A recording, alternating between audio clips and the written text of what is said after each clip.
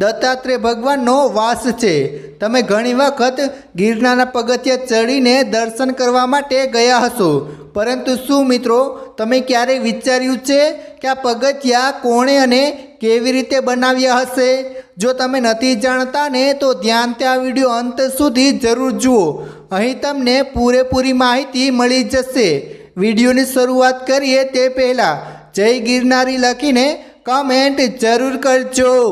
મિત્રો, ગિરનાર તથા તેના પગથિયાના બાંધકામ સાથે જોડાયેલો એક મોટો ઇતિહાસ છે। આપણે સૌ જાણીએ છીએ કે ગિરનાર ગુજરાતનો સૌથી ઊંચો પર્વત છે। આખું વર્ષ લોકો યાત્રા કરવા માટે અહીં આવે છે અને દેવ દિવાળી દરમિયાન લોકો ગિરનારની પરિક્રમાનો આનંદ પણ માણે છે। આ સદીઓ પહેલાંની વાત છે, જ્યારે ઉદયન મંત્રી રણછાવણી ગુજરાત જીતીને પરત ફરતી વખતે મૃત્યુ પામ્યા હતા। આ દરમિયાન તેણે તેના પુત્રને એક પત્ર લખીને જણાવ્યું હતું કે હું શેત્રુંજય ખાતેના ઉગાદી દેવના મંદિરનો જીર્ણોદ્ધાર કરવા ઈચ્છું છું અને ગિરનાર પર પગથિયા બનાવવા માંગુ છું।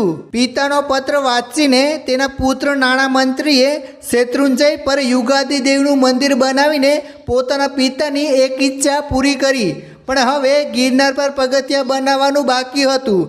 તે ઈચ્છા પૂરી કરવાની બાકી હતી।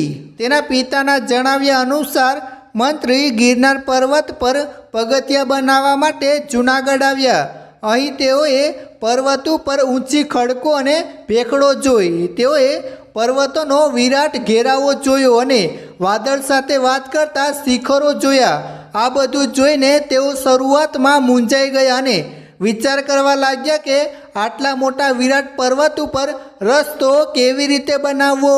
તેઓની સાથે આવેલા શિલ્પીઓએ ઘણી બધી મહેનત કરી, પરંતુ કોઈને સમજાતું ન હતું કે રસ્તાની શરૂઆત ક્યાંથી કરવી।